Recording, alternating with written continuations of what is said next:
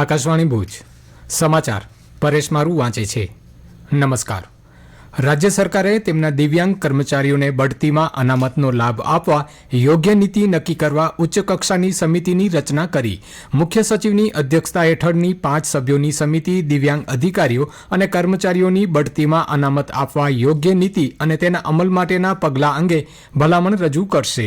અન્ય રાજ્યોની નીતિઓ, કાયદાકીય જોગવાઈઓ અને અદાલતી ચુકાદાઓને આધારે બઢતીમાં અનામતની ટકાવારી સહિતના મહત્વના મુદ્દાઓ અંગે પણ સમિતિ અભ્યાસ કરશે.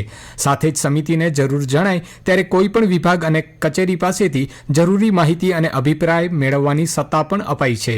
સમિતિની કાર્યવાહી રાજ્ય સરકાર દ્વારા નક્કી કરાતી સમયમર્યાદા મુજબ આગળ વધશે તેમ સત્તાવાર યાદીમાં જણાવાયું છે.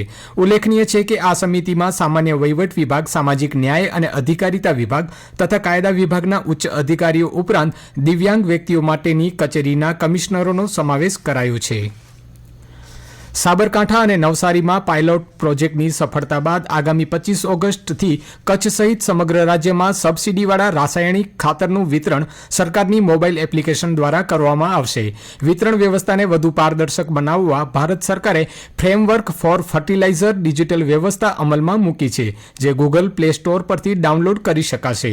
આ નવી પહેલથી ખેડૂતો ઘર બેઠા જ કયા વિક્રેતા પાસે કયો જથ્થો ઉપલબ્ધ છે તેની માહિતી મેળવી શકશે અને મોબાઈલથી એડવાન્સ બુકિંગ કરાવી શકશે.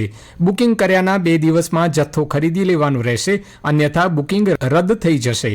આ પદ્ધતિથી ખાતરની કાળાબજારી અટકશે અને ખેડૂતોને કોઈ મુશ્કેલી વગર સરળતાથી ખાતર મળી રહેશે.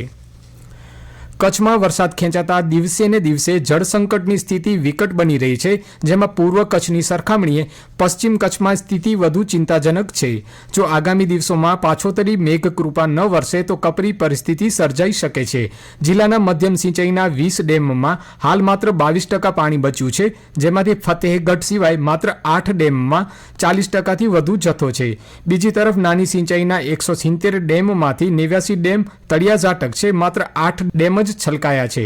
ડેમોમાં અપૂરતા પાણીના કારણે આગામી શિયાળુ પાકના વાવેતર પર પણ વિપરીત અસર પડવાની ભીતિ સેવાઈ રહી છે. કેન્દ્ર સરકાર દ્વારા વિશ્વના સમુદ્રી વેપારમાં કાર્બન ઉત્સર્જન ઘટાડવા ભારતના દીનદયાલ પોર્ટ સહિત 3 મહાબંદરને હાઇડ્રોજન હબ તરીકે વિકસાવવાનો નિર્ણય લેવાયો છે.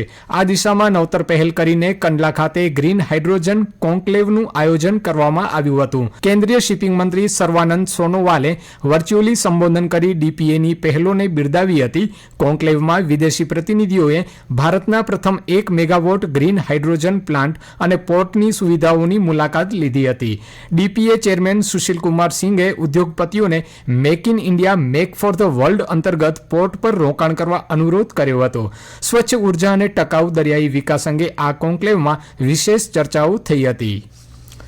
ધોરણ 12 વિજ્ઞાન પ્રવાહ પછી ઇન્જિનિયરિંગ ક્ષેત્રે વિદ્યાર્થીઓનું વલણ વધતા ગુજરાતમાં 2014 પછી પ્રથમવાર તમામ સરકારી અને અનુદાનિત ઇજનેરી કોલેજોમાં 100% બેઠકો ભરાઈ ગઈ છે. કચ્છમાં પણ ઝડપી ઔદ્યોગિકીકરણના કારણે ઇજનેરોની માંગ વધી છે, જેના પરિણામે કોરોના વર્ષ 2020 પછી પ્રથમવાર ભુજની સરકારી ઇજનેરી કોલેજમાં માઇનિંગ સહિતની તમામ શાખાઓની તમામ બેઠકો પૂર્ણ ભરાઈ ગઈ છે.